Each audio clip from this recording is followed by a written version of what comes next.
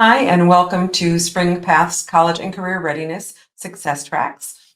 I'm Elisa Ocone, Director of Outreach, and today we are digging into Success Track 3, Episode 2, kind of an overview of this application process.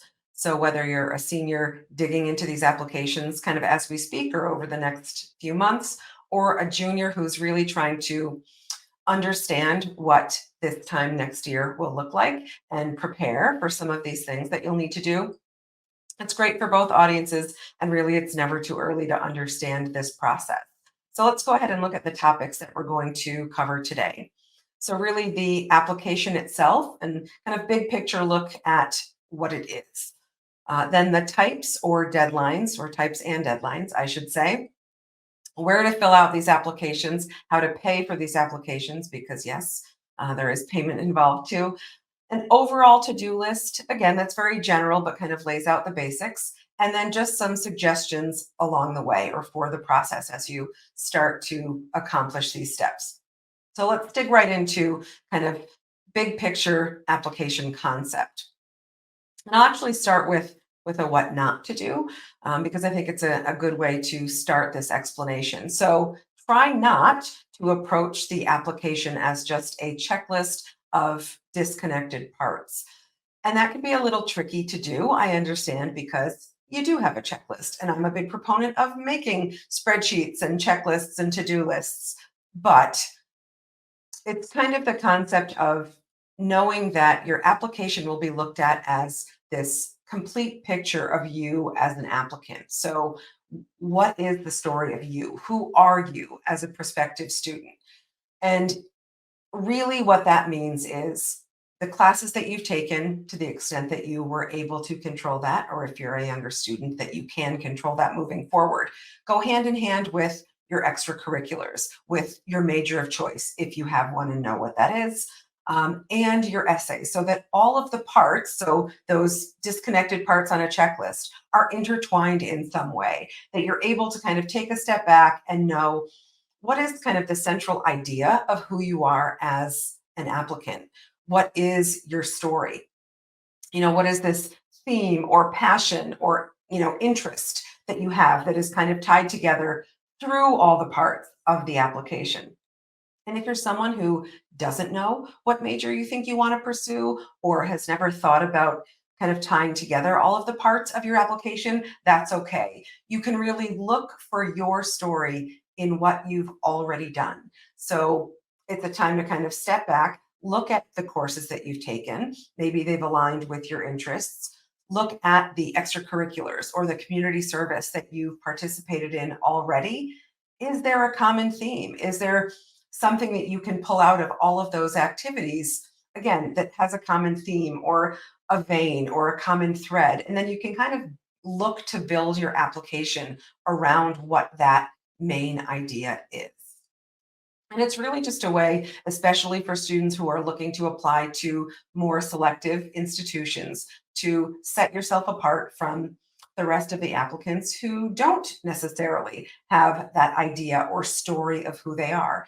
You will be a much more memorable applicant if there is kind of a focus to what your application looks like and how you're presenting yourself to all of these institutions. So I know that's kind of big picture, and an overall big concept, but something that I don't think enough students and families think about or even know to think about, especially as I said, applying to some of the more selective institutions. But the process and doing so will help with all of them. So again, you kind of aim to please the most selective and the most judgmental of those application assessors, and then know that that will help, for any that are less selective as well. So just kind of an overall way that we can approach that application.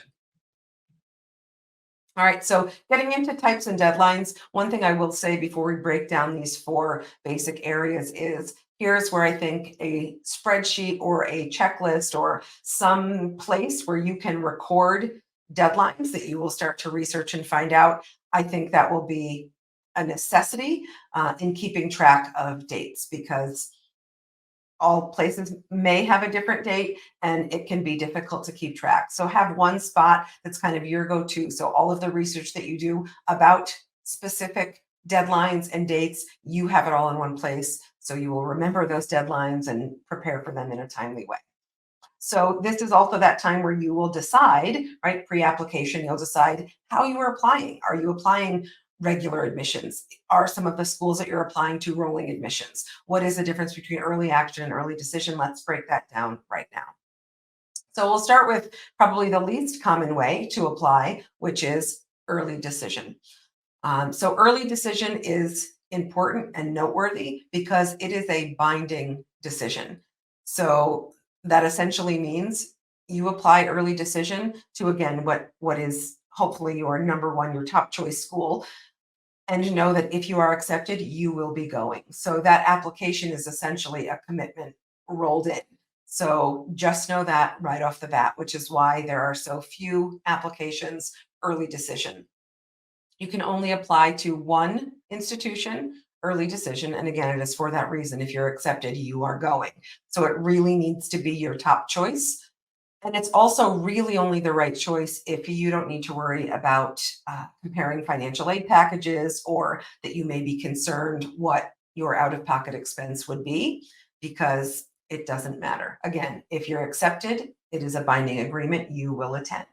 So, really, not a decision to be taken lightly and is really only for those students, families who are certain of how this education will be paid for.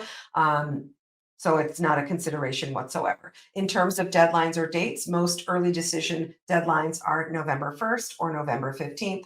But I'll just kind of clarify here with any of these dates that we're talking about, it's really just a range. Every institution can have a separate and unique date. So you really need to check each individual website to confirm what the deadlines are for those applications. All right, moving right into early action then. So similar in sound, early decision, early action. The big difference here, early action is not a binding way to apply. So you can apply to as many colleges that offer early action in that way, because you are not committed just because you're accepted to those institutions. So similar deadlines, so usually November 1st, November 15th. Again, the big difference there is that it's not binding. The benefit with both early decision and early action is that you will find out earlier than kind of that pool of regular decision applications, which is the majority, whether or not you're accepted. So it gives you a head start in making those decisions and digging in to figure out which of those colleges you're accepted to is the right fit. So certainly a benefit there. The other benefit with early decision for sure and early action is you are definitely demonstrating interest. So you are making quite clear, I mean, especially with early decision, that this is the place you want to be. But with early action as well, you're showing that you are super interested enough to get that application in before a majority of students do at that regular decision deadline. So let's go ahead and jump to regular decision. There's not too much to say other than that the deadlines for regular decision are typically January 1st. I've seen January 3rd, can be February 1st. I've seen as late as February 15th as well. So again, what's important here is that there's a range, but it will be a deadline. So just know that whatever that institution's deadline is, whether it's January 1st or February 15th, that is not fluid. Each deadline is what it is. So make sure again that you plan accordingly and you check each institution's website to ensure that you have that deadline correct.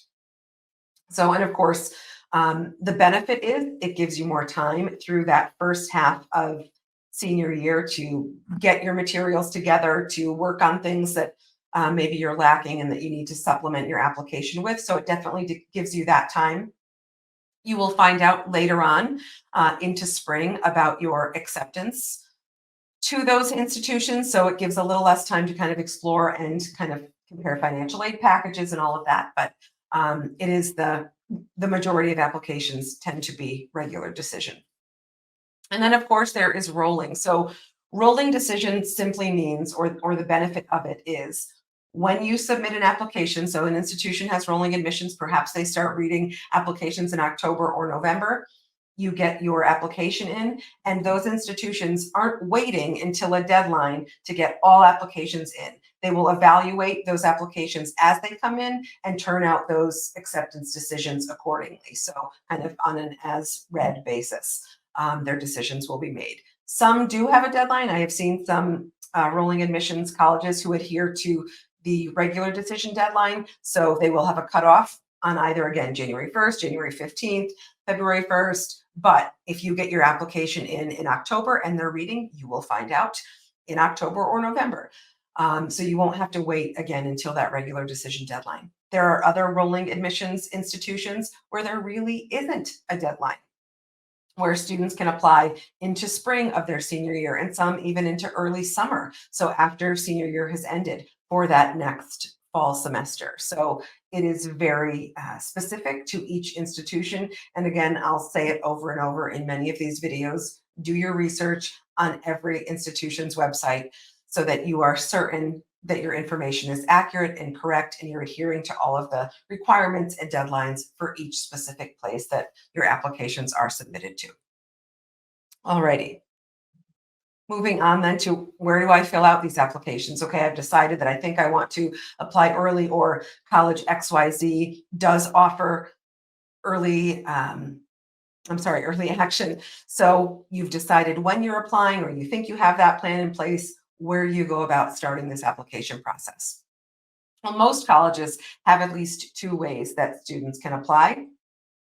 Typically, either Common App or Coalition App, in addition to a college specific application. So one that is specific to that school on that school's website that you can just go in and fill out and then supplement with those supporting materials.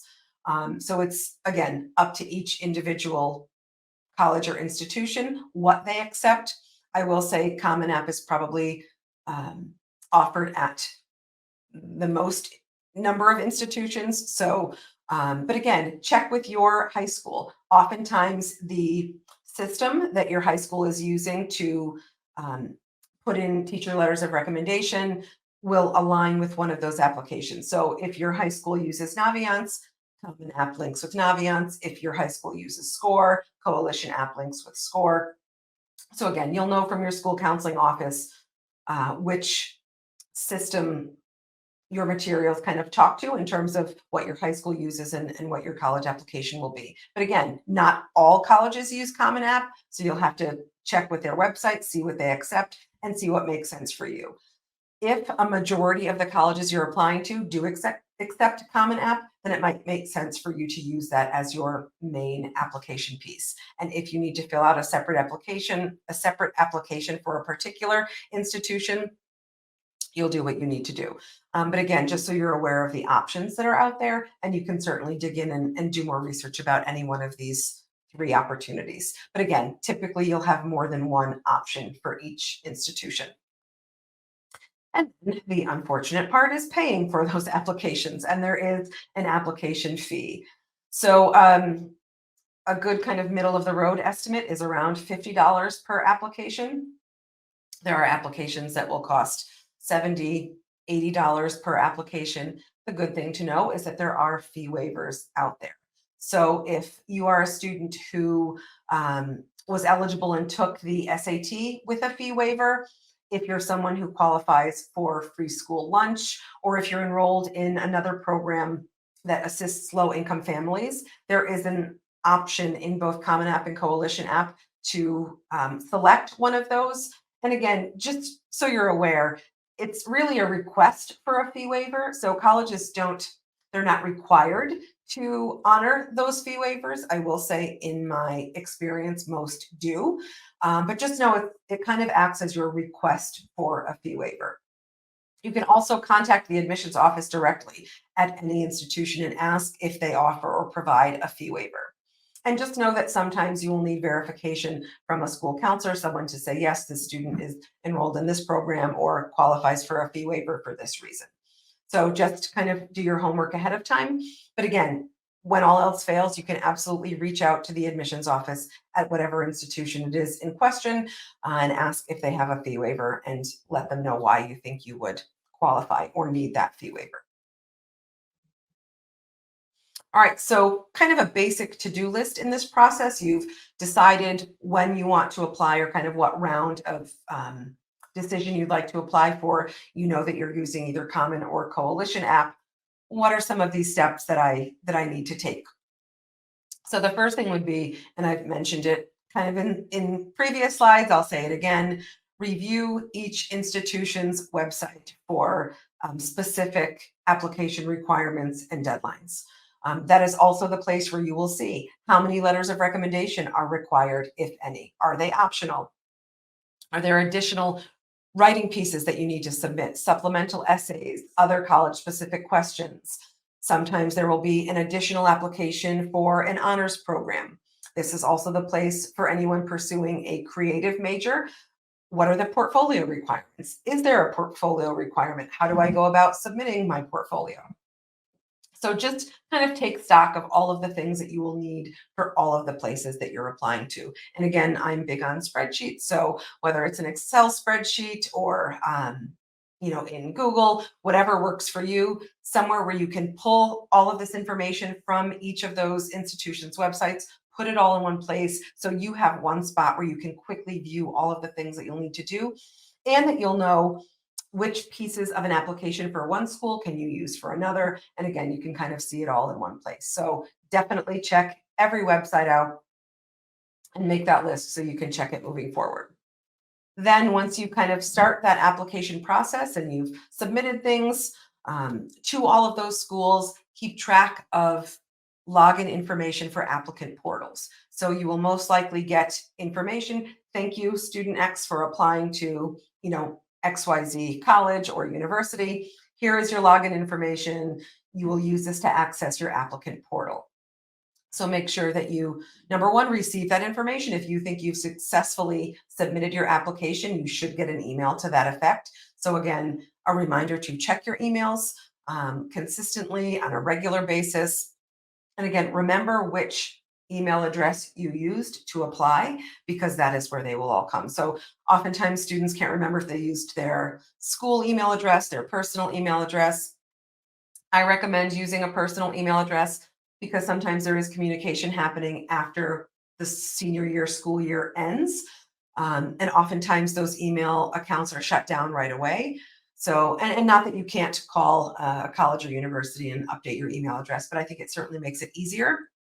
So, but whatever you use, you just remember what that is, keep track. And again, check that applicant portal from time to time. Make sure if there are pieces of the application that you think you've submitted, they are checked off in that applicant portal. If they're not, you can certainly reach out to your admissions counselor, but it's definitely a place where you can go back and check once you've submitted everything and just kind of keep track of everything for each individual place. So keep track of that login information so you have it readily available. All right, you'll also want to request a copy of your high school transcript from your school counselor. Now, this is separate from the transcripts that you'll request to accompany your application that will typically, again, go through a program like Naviance or SCORE that will then make its way with your application to the college. You'll need a copy of your grades 9 through 11 transcript, sometimes for filling out pieces of the application itself. I know some school counseling offices will send a hard copy of that transcript out to students once junior year has ended, so in the summer prior to senior year.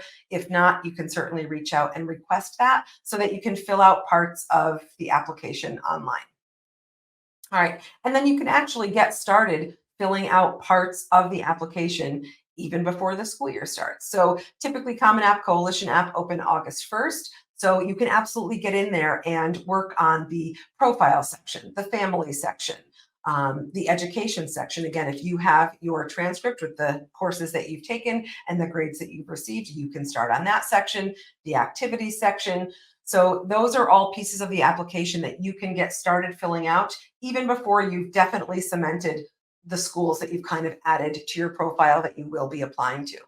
And you'll see that that kind of leads into the last block of information here, which is add colleges to your account. So if you're using Common App or Coalition App, the process might be a little bit different, but essentially you'll move colleges into the colleges I'm applying to.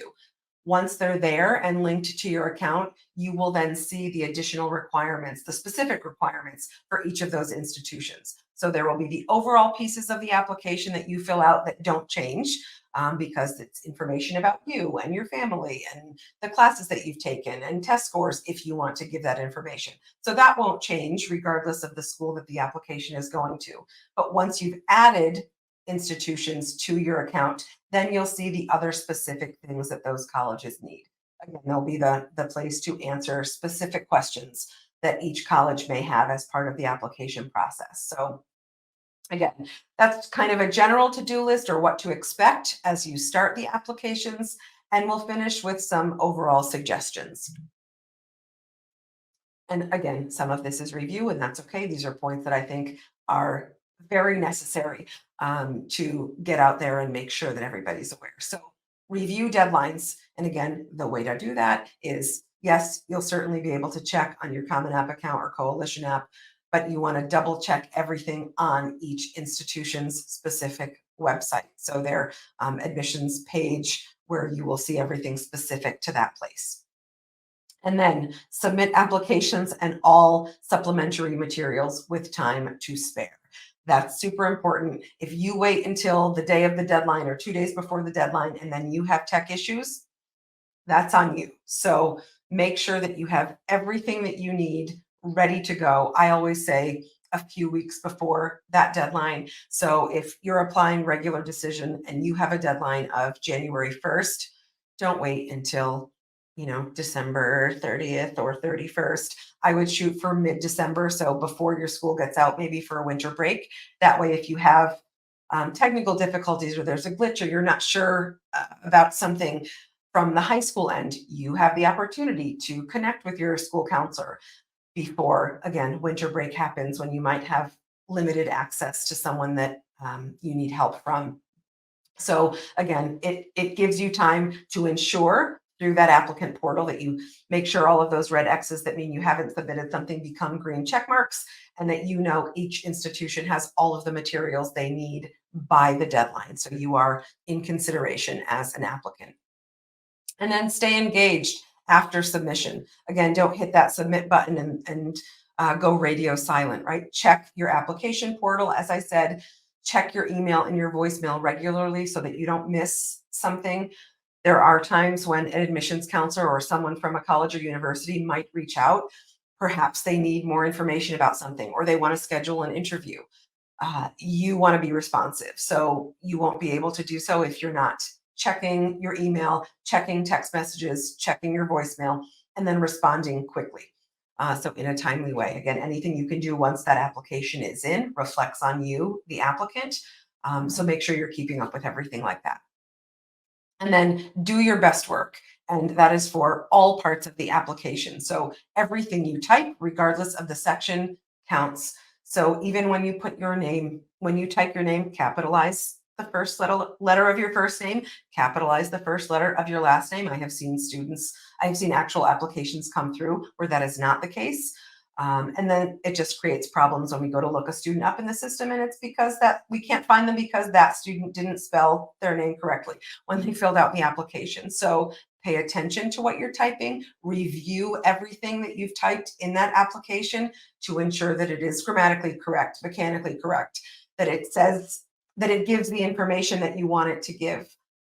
So again, just do a thorough check because it is all a reflection of you, regardless of the section of the application that it is. So nothing is too little to be looked over.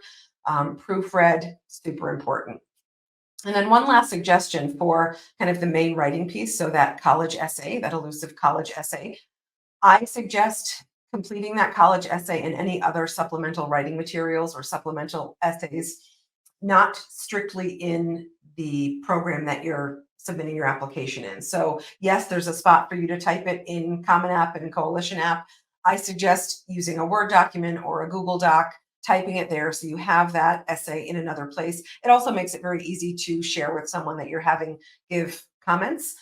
So with a mentor or a teacher or a counselor or even parents or older siblings, whoever it is that you're having help you through that essay process, that person is able to make comments. If you're doing it in another program, and then pasting it into the actual application once you're certain it's complete and you're certain it's edited.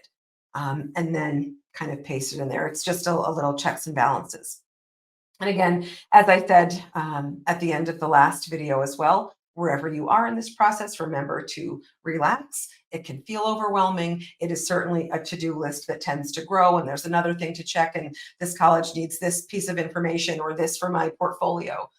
Again, start the process early. It certainly helps take some of that stress away, but utilize your resources, ask questions, reach out to the college admissions offices, ask questions there too if there's something you're unsure about. So advocate for yourself, but remember to relax. This will go by super quickly. So enjoy the process. Thanks so much.